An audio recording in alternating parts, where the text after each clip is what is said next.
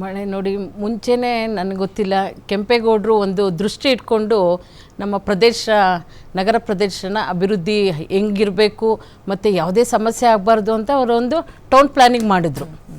ಆ town planning ಥರ ನಾನು ಹುಟ್ಟು ಬೆಳೆದ ಬೆಂಗಳೂರಲ್ಲಾದ್ರೂ ನಾವು ಯಾವಾಗಲೂ ಆ ಥರ ಸಮಸ್ಯೆ ನೋಡಿರಲಿಲ್ಲ. ಇವಾಗ ಏನಾಗ್ತಿದೆ ಅಂತಂದರೆ ನೋಡಿ, ಅವ್ರು ಹೇಳ್ದಂಗೆ ಸಿಸ್ಟಮ್ಮು ಇವಾಗ ನಾವು ನೋಡಿ ಕಾರ್ಪೊರೇಟ್ರಾಗಿ 10 ವರ್ಷ ಆಗೋಯ್ತು. ನಾವು ಇವಾಗ 5 ವರ್ಷ ನಾವು ಇದರಲ್ಲಿದ್ದಾಗ ಹೇಳ್ದಂಗೆ ಸಿಲ್ಟ್ ತೆಗಿಸ್ತಾ ಇದ್ವಿ, ಮತ್ತು ಸ್ಟಾಮ್ ವಾಟ್ರ್ ಡ್ರೈನ್ಗೆ ಕ್ಲೀನ್ ಮಾಡಿಸ್ತಾ ಇದ್ವಿ. ಆಮೇಲೆ ಎಲ್ಲೇ ಇದು ಇನ್ನು ಡ್ರೈನ್ ಬ್ಲಾಕ್ ಆದರೆ ಆ ಮಣ್ಣುಗಳೆಲ್ಲ ತೆಗಿಸ್ತಾ ಇದ್ವಿ. ಅವಾಗೇನಾಗುತ್ತೆ, ನೀರು ಸರಾಗವಾಗಿ ಹೋಗ್ತಿತ್ತು. ಇವಾಗ ಏನು ಇವರು ಟ್ಯಾಕ್ಸ್ ಅಂತ ಟ್ಯಾಕ್ಸ್ ಕಲೆಕ್ಟ್ ಮಾಡ್ತಿದ್ದಾರೆ. ಜನ ಏನೋ ಖುಷಿಯಾದರು, ಏನಪ್ಪ ಟ್ಯಾಕ್ಸ್ ಕಲೆಕ್ಟ್ ಮಾಡಿಕೊಂಡು ನಮಗೆ ಒಳ್ಳೆ ಅಭಿವೃದ್ಧಿ ಕೊಡ್ತಾರೆ ಅಂತ. ನೋಡಿದ್ರೆ ಇದು ಬರೀ ಫ್ರೀ ಗ್ಯಾರಂಟಿ ಅಂತ ಅಂದ್ಬಿಟ್ಟು ಜನಕ್ಕೆ ಇದು ಸೋಂಬಾರಿತನ ಮಾಡೋದಲ್ಲದೆ ಯಾವುದೇ ಒಂದು ಅಭಿವೃದ್ಧಿ ಇಲ್ಲ. ಇವತ್ತು ಯಾವುದೇ ರೋಡ್ ನೋಡಿದ್ರೂ ಅಲ್ಲಿ ಹಳ್ಳ ನಿನ್ನೆ, ಮತ್ತು ಕಸ ನೋಡಿ. ಇವಾಗ ನಾನು ಏನು ಹೇಳಿದ್ರೆ, ನೀರು ಹೋಗಬೇಕಾಗಿರೋ ಕಡೆ ಎಲ್ಲ ಕಸ, ಅಂದರೆ ಕಸದ್ದು ವ್ಯವಸ್ಥೆನೂ ಇವ್ರು ಕ್ಲೀನಾಗಿಲ್ಲ. ಈಗ ಮತ್ತು ನೀವು ಹೇಳ್ದಂಗೆ ನಮಗೆ ಏನೇ ಒಂದು ಸಮಸ್ಯೆಗಳಿದ್ರೂ ಕಾರ್ಪೊರೇಟ್ರು ಅಂತ ಹೇಳೋರು, ನಾವು ಪ್ರತಿ ದಿವಸನೂ ರೌಂಡ್ಸ್ ಹೋಗಿ ನೋಡಿಕೊಂಡು ಮಾಡ್ತಿದ್ವಿ. ಈಗ ಆಫೀಸರ್ಸ್ ನಾವು ಹೇಳಿದ್ರೆ ಮಾಡ್ತಾರೆ, ಮಾಡಲ್ಲ ಅಂತಿಲ್ಲ, ಆದರೆ ಅವ್ರ ಜವಾಬ್ದಾರಿ ಇದೆ ಮಾಡಬೇಕು ಅಂತ. ಮತ್ತು ಇವಾಗಿನ ರಾಜ್ಯ ಸರ್ಕಾರನೂ ಅಷ್ಟೇನೆ ಈ ನಿಟ್ಟಿನಲ್ಲಿ 2 ವರ್ಷ ಆಯ್ತು. ಇವಾಗ 2 ವರ್ಷದಿಂದನೂ ಯಾವುದಾದ್ರು ಒಂದು ವ್ಯವಸ್ಥೆಗೆ ಮಾಡಿದಾರಾ? ಇಲ್ಲಾಂದರೆ ನೋಡಿ, ಇವತ್ತು ಮಳೆ ಬಂದಿದ್ದಕ್ಕೆ ನೀರೆಲ್ಲ ಹೋಗೋದಕ್ಕೆ ಎಲ್ಲೂ ಇಲ್ಲ. ಇವಾಗ ಯಾವ ಪ್ರದೇಶ, ಯಾವ ಏರಿಯಾ ಇವತ್ತು ನೀರು ಸಮಸ್ಯೆ ಆಗಲ್ಲ ಅಂತೀವೋ, ಇವತ್ತು ಆ ನೀರಿನ ಸಮಸ್ಯೆ ನೋಡ್ತಾ ಇದ್ದೀವಿ.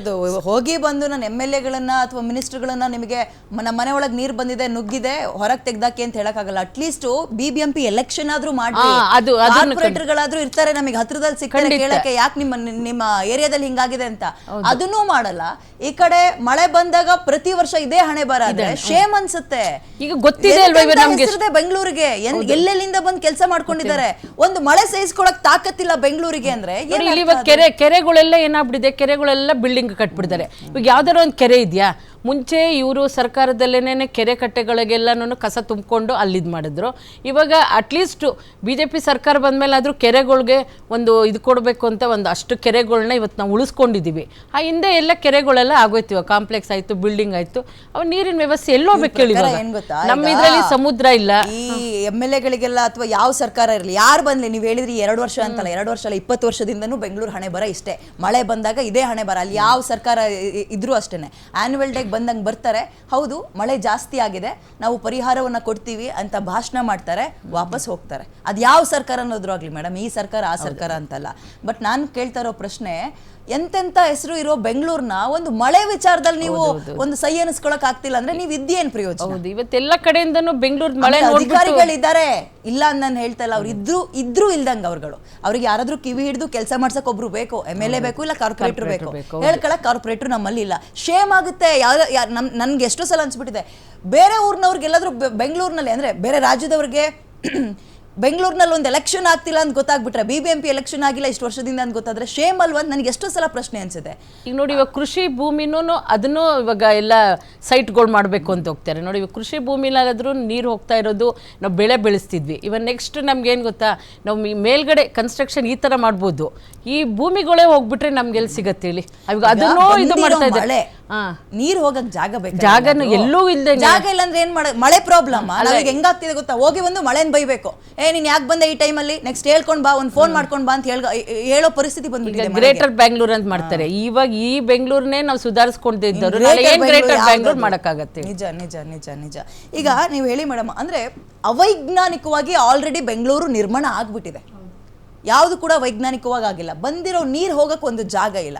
ಸೊ ಈಗ ಏನ್ ಮಾಡಿದ್ರೆ ಸರಿ ಆಗುತ್ತೆ, ಸೂಕ್ತ ಆಗುತ್ತೆ ಅನ್ಸುತ್ತೆ. ನನಗೂ ಶೇಮ್ ಆಗುತ್ತೆ. ಪ್ರತಿ ವರ್ಷ ಮಳೆಗಾಲದಲ್ಲಿ ಇದನ್ನೇ ಕುತ್ಕೋ, ಇದನ್ನೇ ಮಾತಾಡು, ಜನಪ್ರತಿನಿಧಿಗಳಿಗೆ ಇದನ್ನೇ ಪ್ರಶ್ನೆ ಕೇಳು, ಜನರ ಹತ್ರ ಅದೇ ಸಮಸ್ಯೆ ಕೇಳು, ನಾನು ಅದನ್ನೇ ಮಾತಾಡು. ಇದು ಬಿಟ್ರೆ ಬೇರೆ ಏನು ಬದಲಾವಣೆ ಆಗ್ತಾ ಇಲ್ಲ. ಅದೇ ಮಳೆ, ಅದೇ ಸಮಸ್ಯೆ.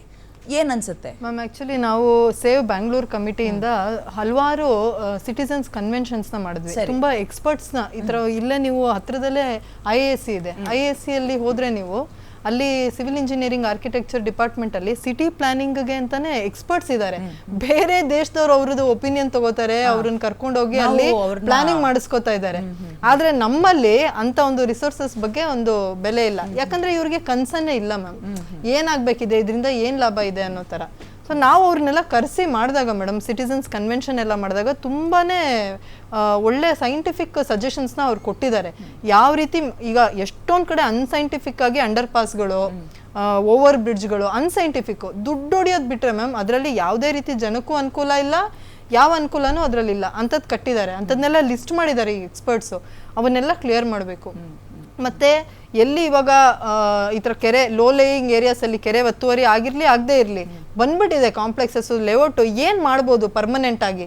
ಕೆಲವು ಕಡೆ ಒಂದು ಹಂತವಾಗಿ ವೆಕೇಟ್ ಮಾಡಿ ನ್ಯಾಚುರಲಿ ಮತ್ತೆ ಅಲ್ಲಿ ಒಂದು ಹಳ್ಳನ ಕ್ರಿಯೇಟ್ ಮಾಡೋ ಥರನೋ, ಕೆರೆನ ಕ್ರಿಯೇಟ್ ಮಾಡೋ ಥರನೋ ಒಂದು ಸಂಗ್ರಹ ಆಗೋದಕ್ಕೆ ಮಾಡ್ಬೋದು.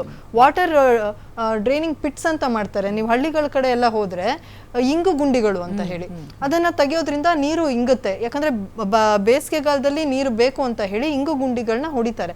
ಈಗ ಇಲ್ಲೂ ಸಹ ಏನಾಗಿದೆ, ಎಲ್ಲೂ ಒಂದು ಇಂಚು ಮಣ್ಣು ಇಲ್ಲ ನಮಗೆ, ಎಲ್ಲ ಕಡೆ ತಾರು ಅಥವಾ ಕಾಂಕ್ರೀಟ್. ಅದಕ್ಕೆ ಎಲ್ಲಿ ಸಾಧ್ಯ ಇದೆ ಆ ಥರ ಸ್ಕೋಪ್ ಇದೆ, ಆ ಥರ ಜಾಗಗಳಲ್ಲೆಲ್ಲ ಸಹ ಒಂದು ಇಂಗು ಗುಂಡಿಗಳನ್ನ ಓಡಿಸಿ ನೀರು ಡ್ರೈನ್ ಮಾಡೋದು, ಆರ್ಟಿಫಿಷಿಯಲ್ ಲೇಕ್ ಕ್ರಿಯೇಟ್ ಮಾಡೋದು, ಲೋ ಲೇಯಿಂಗ್ ಏರಿಯಾಸಲ್ಲಿ ಸಮ್ ಪರ್ಮನೆಂಟ್ ಸೊಲ್ಯೂಷನ್ಸ್ನ ನಾವು ತಗೊಂಬರುವಂಥದ್ದು, ಇದೆಲ್ಲ ಸಜೆಸ್ಟ್ ಮಾಡಿದ್ದಾರೆ. ಅಲ್ಲ, ಈಗ ನೀವು ಒಂದು ಚೆನ್ನಾಗಿ ಹೇಳ್ಬಿಟ್ರಿ, ಇದನ್ನೆಲ್ಲ ಮಾಡಿದ್ರೆ ಅವ್ರಿಗೆ ಏನ್ ಪ್ರಯೋಜನ ಸಿಗುತ್ತೆ? ಸಮಸ್ಯೆ ಇವತ್ತು ಪೊಲಿಟಿಕಲ್ ಕೈ ಹಾಕೋರು ಇದೊಂದೇನ್ ಬಿಡ್ತಾ ಇರ್ಲಿಲ್ಲ ಮಾಡೋರು, ಇದನ್ನ ಮಾಡ್ತೀವಿ ಅಂತ ಬರೋರು ಏನ್ ಪ್ರಯೋಜನ ಸಿಗುತ್ತೆ? ಇಲ್ಲ, ದುಡ್ಡು ಮಾಡೋದಂದ್ರೆ ಈಗ ವೈಟ್ ಟ್ಯಾಪಿಂಗ್ ಅಂತ ಮಾಡ್ತಾ ಇದ್ದಾರೆ. ಅದು ₹1 ಖರ್ಚು ಮಾಡಿದ್ರೆ 1 ಲಕ್ಷ ಮಾಡಿದೀವಿ ಅನ್ಬಿಟ್ಟು ದುಡ್ಡು ಹೊಡಿತಾ ಇದ್ದಾರೆ. ಅಂತದ್ ಮಾಡ್ತಾರೆ ಹೊರತು ರಿಯಲ್ ಪ್ರಾಬ್ಲಮ್ಗೆ ಇವ್ರು ಏನ್ ಮಾಡ್ಬೋದು ಮ್ಯಾಮ್? ಸಿಂಪಲ್ ಆಗಿ they can form a committee. ಈ ಥರ ಎಕ್ಸ್ಪರ್ಟ್ಸ್ಗಳನ್ನೆಲ್ಲ ಕರ್ಕೊಂಬರ್ಬೋದು. ಕರ್ಕೊಂಬಂದು ಅವ್ರದ್ದೆಲ್ಲ ಒಂದು ಸಜೆಷನ್ಸ್ನ ತೊಗೊಂಡು ಅದನ್ನು ಹೆಂಗೆ ಇಂಪ್ಲಿಮೆಂಟ್ ಮಾಡಬೇಕು, ಹೆಂಗೆ ಫಂಡ್ಸ್ ಅದಕ್ಕೆ ಕೊಡೋಣ ಅಂತೇಳಿ ಒಂದು ಮಾಡಿದ್ರೆ, ಜನಪರವಾಗಿ ಕನ್ಸರ್ನ್ ಇಟ್ಕೊಂಡು ಮಾಡಿದ್ರೆ definitely this is a solvable problem.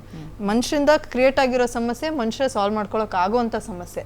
ಆದರೆ ನೀವು ಹೇಳ್ದಂಗೆ JDS ಆಗಲಿ, BJP ಆಗಲಿ, ಕಾಂಗ್ರೆಸ್ ಆಗಲಿ, ಇಚ್ಛಾಶಕ್ತಿ ಇಲ್ಲ ಮ್ಯಾಮ್. ಅಲ್ಲೇ ಸಮಸ್ಯೆ ಇದೆ. ಈಗಿನ ಬೆಂಗಳೂರಿನ ಮಳೆ ಪರಿಸ್ಥಿತಿಯೇ ತಡ್ಕೊಳಕ್ ಆಗ್ತಿಲ್ಲ, ಇನ್ನು ಗ್ರೇಟರ್ ಬೆಂಗಳೂರು ಆಗ್ಬಿಟ್ರೆ ಅದಿನ್ಯಾವ ಪರಿಸ್ಥಿತಿಗೆ ಹೋಗುತ್ತೆ ಅಂತ ಜನ ಪ್ರಶ್ನೆ ಮಾಡ್ತಾ ಇದ್ದಾರೆ. ಇದೇ ನಮ್ಮ ಹಳ್ಳಿಗಳ ಕಡೆ ಮಳೆ ಬಂದ್ರೆ ಖುಷಿಯಿಂದ ಕುಣಿದಾಡ್ತಾರೆ, ಬೆಳೆ ಹಾಕ್ಬೋದಲ್ಲ ಅಂತ. ಇಲ್ಲಿ ಮಳೆ ಬಂದ್ರೆ ಹಣೆ ಚಚ್ಕೊಂಡು ಜನ ಸಾಯ್ತಾರೆ. ಯಾಕಂದ್ರೆ ಮನೆ ಒಳಗೆ ನೀರು ನುಗ್ಗಿದ್ರೆ ಹೆಂಡತಿ ಮಕ್ಳು ನೆಮ್ಮದಿಯಾಗಿ ಮನೆ ಒಳಗೆ ಮಲಗ್ಸಕ್ಕಾಗಲ್ಲ. ಮನೆಯಿಂದ ಆಫೀಸಿಗೆ ಹೊರಟ್ರೆ ನೆಮ್ಮದಿಯಾಗಿ ಅಂದರೆ ಸೇಫಾಗಿ ಹೋಗ್ತೀನಾ ಇಲ್ವಾ ಅನ್ನುವಂಥದ್ರ ಬಗ್ಗೆನೇ ಕ್ಲಾರಿಟಿ ಇಲ್ಲ. ಇಂಥ ಪರಿಸ್ಥಿತಿ ಮಳೆಗಾಲದಲ್ಲಿ ಬೆಂಗಳೂರಿಗೆ ಬರ್ತಾ ಇದೆ. ಇನ್ನೂ ಸೊಲ್ಯೂಷನ್ ಕಂಡುಹಿಡಿಯೋಕೆ ಆಗ್ತಾ ಇಲ್ವಾ? ಮಗೇನು ಕೇಳೋದಾದ್ರೆ ಎಲ್ಲಿ ಹೋಗಿದ್ದೀರಿ ಶಾಸಕರುಗಳು? ಇನ್ನೂ ಎದ್ದಿಲ್ವಾ ನೀವು? ಎಬ್ರಿಸ್ಬೇಕಾ? ಫೋನ್ ಮಾಡಿದ್ರಾದ್ರೂ ರಿಸೀವ್ ಮಾಡಿ ಅಟ್ಲೀಸ್ಟ್.